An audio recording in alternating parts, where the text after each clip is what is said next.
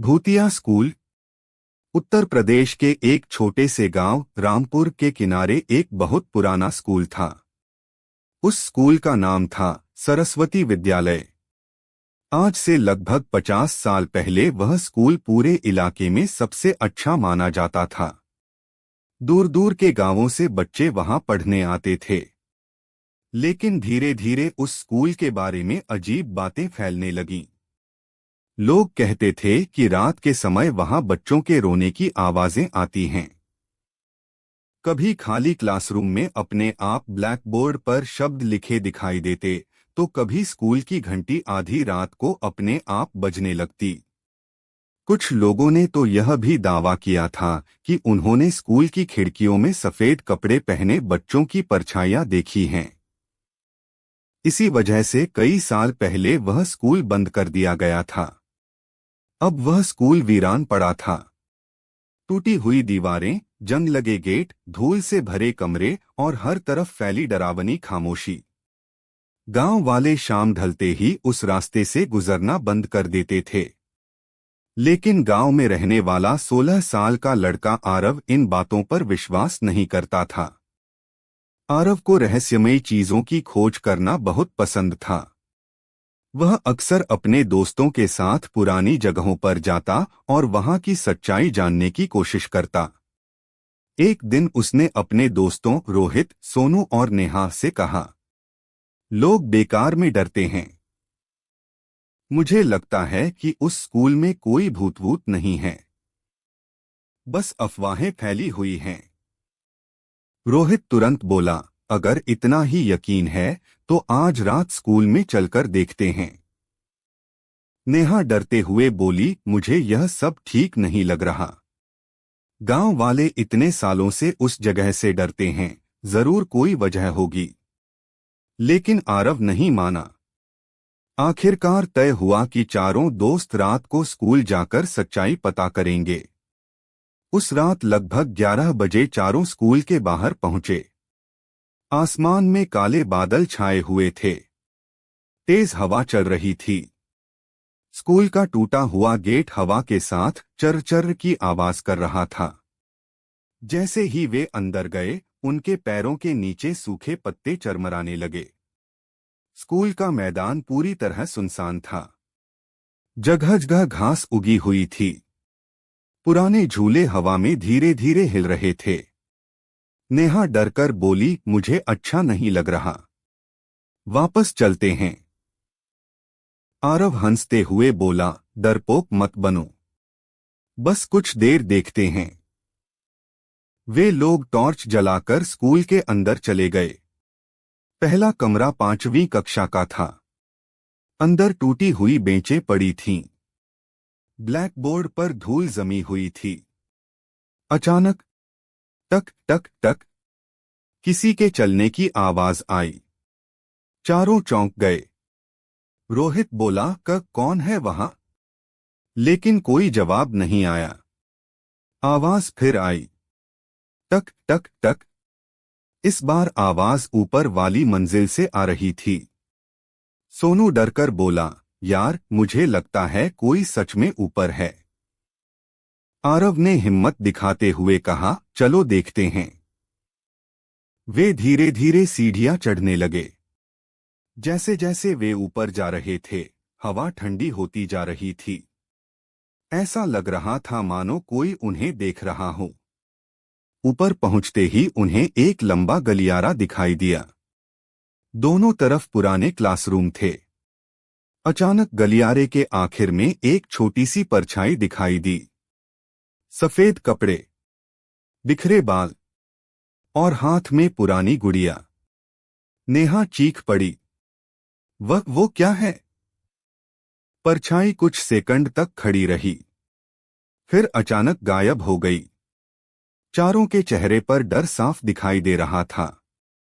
रोहित कांपती आवाज में बोला, मैंने कहा था ना, यहां कुछ गड़बड़ है। तभी एक क्लासरूम का दरवाजा अपने आप जोर से बंद हो गया। धड़ाम! चारों डरकर उछल पड़े। अंदर से किसी बच्चे के रोने की आवाज आने लगी। मम्मी! मुझे बचाओ। नेहा रोने लगी। हमें यहां से निकलना चाहिए। लेकिन आरव अब भी सच्चाई जानना चाहता था। वह धीरे धीरे दरवाजे के पास गया और उसे खोला। कमरे के अंदर कोई नहीं था, लेकिन ब्लैकबोर्ड पर लाल रंग से लिखा था, यहां से चले जाओ। सोनू की टॉर्च हाथ से गिर गई। उसी समय पीछे से स्कूल की घंटी बजने लगी। टन टन टन। आधी रात में घंटी की आवाज पूरे स्कूल में गूंजने लगी। अब चारों बुरी तरह डर चुके थे। वे भागकर नीचे जाने लगे। लेकिन तभी सीढ़ियों के नीचे एक बूढ़ा चौकीदार खड़ा दिखाई दिया। उसकी आंखें पूरी सफेद थीं। हाथ में पुरानी लालटेन थी।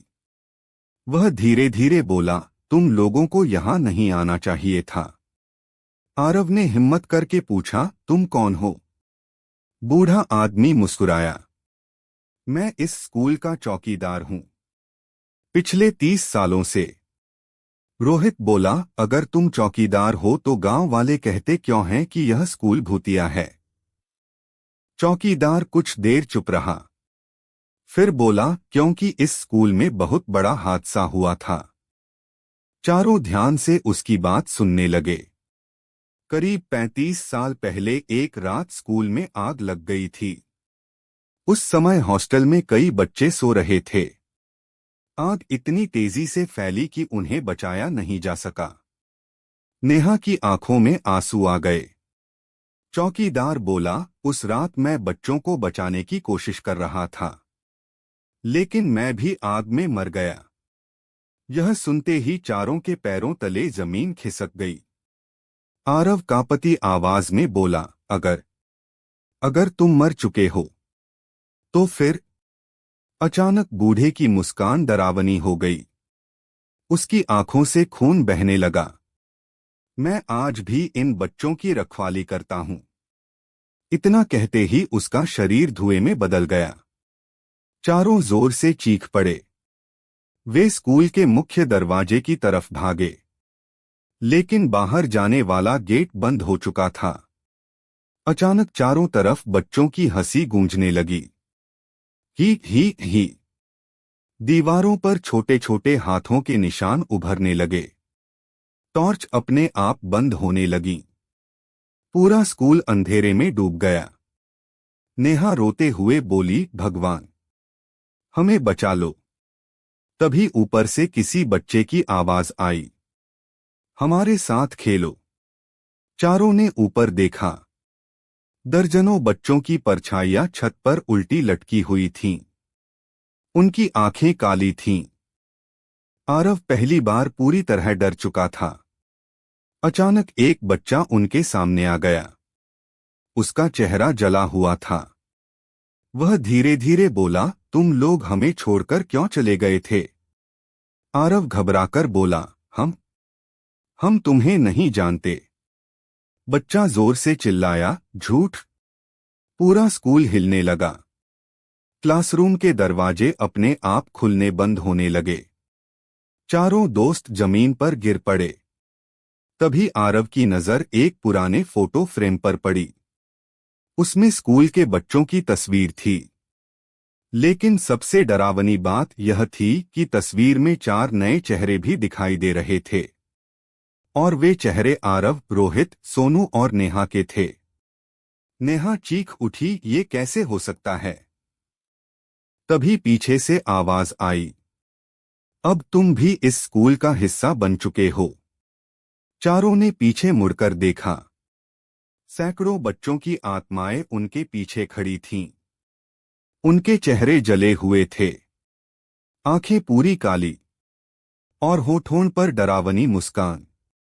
अब चारों को लगने लगा कि वे शायद कभी यहां से बाहर नहीं जा पाएंगे। आरव ने हिम्मत जुटाई और बोला, तुम लोग हमसे क्या चाहते हो? एक छोटी लड़की आगे आई। उसके हाथ में वही पुरानी गुड़िया थी। वह धीमी आवाज में बोली, हमें इंसाफ चाहिए। आरव ने पूछा, किस बात का इंसाफ? लड़की बोली, आग हादसा नहीं थी। चारों चौंक गए। तो फिर क्या था? लड़की की आंखों से आंसू निकलने लगे। स्कूल के मालिक ने बीमा के पैसों के लिए आग लगवाई थी। यह सुनकर चारों सन्न रह गए। उसने बाहर से दरवाजे बंद कर दिए थे और हमें अंदर मरने के लिए छोड़ दिया। पूरा गलियारा बच्चों के रोने की आवाजों से भर गया। आरव समझ चुका था कि ये आत्माएं बदला नहीं बल्कि न्याय चाहती थीं। उसने कहा, अगर हम तुम्हारी सच्चाई दुनिया को बता दें तो क्या तुम हमें जाने दोगे? सभी आत्माएं कुछ पल के लिए शांत हो गईं। फिर छोटी लड़की बोली, अगर तुमने झूठ बोला तो तुम हमेशा के लिए यहीं रह जाओगे। अचानक स्कूल की दीवारें कांपने लगीं। फर्श टूटने लगा। चारों दोस्त तेजी से बाहर की तरफ भागे। इस बार गेट अपने आप खुल गया। वे जान बचाकर स्कूल से बाहर निकल आए। जैसे ही वे बाहर पहुंचे, पीछे मुड़कर देखा। पूरा स्कूल अंधेरे में गायब हो चुका था, मानो वहां कुछ था ही नहीं। अगले दिन आरव और उसके दोस्तों ने गांव के बुजुर्गों से बात की। बहुत खोजबीन के बाद उन्हें पुराने अखबार मिले। उन अखबारों में लिखा था कि स्कूल के मालिक पर आग लगाने का शक था, लेकिन सबूत न मिलने के कारण मामला बंद हो गया। आरव ने सारी सच्चाई सोशल मीडिया और समाचार चैनलों तक पहुंचा दी। कुछ ही दिनों में यह खबर पूरे राज्य में फैल गई। सरकार ने मामले की दोबारा जांच शुरू की। पुराने रिकॉर्ड निकाले गए और आखिरकार यह साबित हो गया कि स्कूल के मालिक ने सच में पैसों के लालच में आग लगवाई थी। उस आदमी की मौत कई साल पहले हो चुकी थी, लेकिन उसकी सच्चाई अब सबके सामने आ चुकी थी। गांव वालों ने उन बच्चों की याद में स्कूल के पास एक मंदिर बनवाया। उसके बाद से वहां कभी कोई डरावनी घटना नहीं हुई। लोग कहते हैं कि उन मासूम बच्चों की आत्माओं को आखिरकार शांति मिल गई। लेकिन आज भी कुछ लोग दावा करते हैं कि बरसात की अंधेरी रातों में उस पुराने स्कूल के खंडहरों से बच्चों की धीमी हंसी सुनाई देती है। और कभी-कभी स्कूल की टूटी खिड़की में एक छोटी लड़की दिखाई देती है, जिसके हाथ में पुरानी गुड़िया होती है। अगर आपको हमारा कंटेंट पसंद आता है तो हमारे YouTube चैनल को सब्सक्राइब करना न भूलें और वीडियो को लाइक करके अपना सपोर्ट जरूर दिखाएं। आपका एक क्लिक हमें और बेहतर कंटेंट बनाने के लिए प्रेरित करता है।